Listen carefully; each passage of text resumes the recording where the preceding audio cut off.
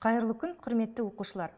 Бүгінгі қазақ тілі сабағында біздер су туралы ақпараттармен танысамыз. Яғни бүгінгі біздің тақырыбымыз су туралы не білеміз деп аталады. Және бүгінгі сабақта біздер судың түрлі қасиеттері туралы ақпаратпен танысамыз. Суға байланысты жаңа сөздерді үйренеміз.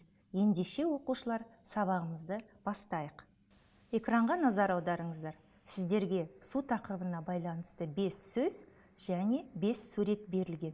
Осы сөздерді суреттермен сәйкестендіріп көріңіздер. Сәйкестендіріп көрдіңіздер ме? Қиын болған жоқ па? Жақсы, онда дұрыс жауабымен салыстырып көрейік. Бірінші сурет бу.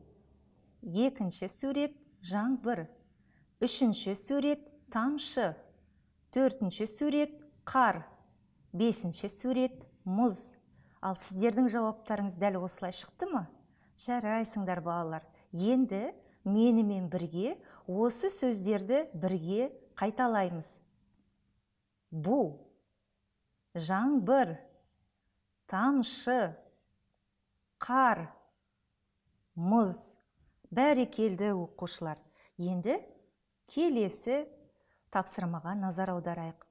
Жаңа үйренген 5 сөзді кестедегі 3 бағанға бөлу керек. 5 сөзді 3 бағанға бөлер кезде олардың қасиетіне назар аударайық. Ойланып көріңіздер, бұлардың ерекшелігі неде?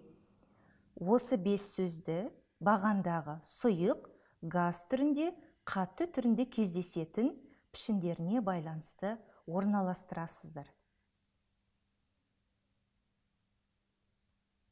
Балалар, экранға назар аударайық. Жауабымен салыстырайық. Су табиғатта 3 күйде кездеседі екен. Сұйық, газ және қатты күйінде. Сұйық түріне жататындар су, тамшы, жаңбыр. Газ түріне жататындар бу, ал қатты күйінде кездесетін бұл біздің қыста көретін қар және мұз. Тамаша жұмыс болды. Енді оқушылар мәтінмен жұмыс жасаймыз. Мен сіздерге су туралы мәтінді 2 рет оқимын. Сіздер менімен бірге қайталап оқисыздар. Ал бастаймыз. Су бүкіл тіршіліктің көзі. Барлық тірі ағзалардың 75% судан тұрады. Адам денесінің 70% да судан құралады. Таза сусыз адам да, жан-жануар мен өсімдіктер де өмір сүре алмайды. Су жер шарында ең көп тараған заттардың бірі.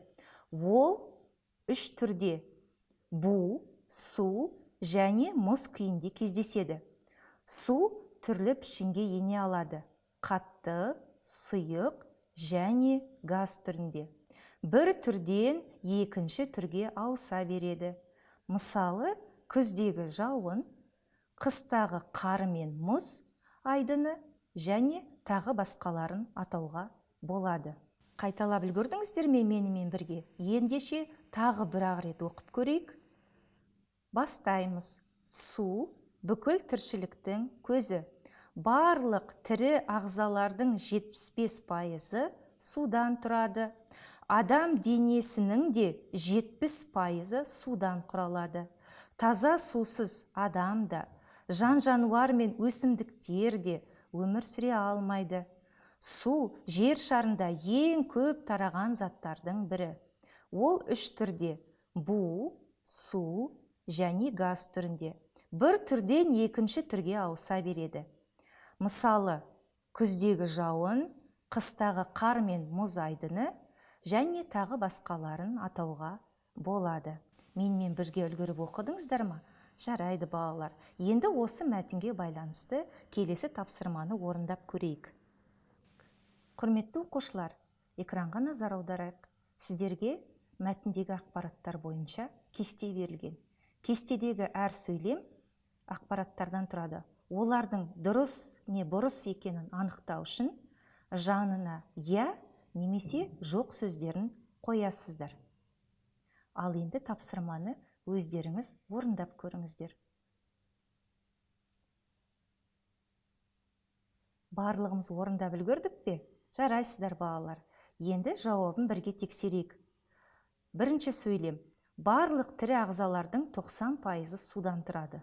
Ал мәтінде 75% деп берілді. Сондықтан жауабы жоқ. Екінші, адам денесінің 70% судан тұрады. Әрине мәтінде дәл осылай берілген болатын. Үшінші сөйлем. Жан жануарлар мен өсімдіктер сусыз өмір сүре алады. Қалай ойлайсыздар? Дұрыс па? Әрине жоқ. Төртінші сөйлем. Су екі күйде кездеседі. Су және мұз. Мұның да жауабы дұрыс емес. Ал бесінші сөйлем. Су, қатты, сұйық және газ түрінде бола алады деп берілген екен. Яғни бұл сөйлем дұрыс жауап болады. Жауаптарыңыз дұрыс болды ма? Барлығы бірдей жауап бере алдыңыздар ма? Жарайсыздар оқушылар. Енді жаңа сөздерді қайталаймыз. Мен сіздерге бұл не деп сұрақ қоямын. Сіздер суретке қарап отырып, оның не екенін ауызша айтасыздар. Сонымен, бұл не? Тамаша. Бұл тамшы. Бұл не? Әрине бұл мұз. Келесі. Ал бұл не екен? Ойланып көрейік балалар. Бұл біздің бу екен. Рахмет. Ал келесі сөзді қарайық. Бұл не? Жаңбыр екен. Жарайсыздар оқушылар. Енді соңғы сөз. Бұл не? Әрине қар. Рахмет балалар. Тамаша қатысып отырсыңдар. Құрметті оқушылар, бүгінгі сабағымыз аяқталып та қалды. Сіздер бүгінгі сабақта су тақырыбына байланысты жаңа сөздерді үйреніп, судың маңыздылығы туралы ақпараттармен танысқан болатынсыңдар. Енді бүгін үйренген жаңа сөздерді қолданып, үйден шағын мәтін құрастырыңыздар.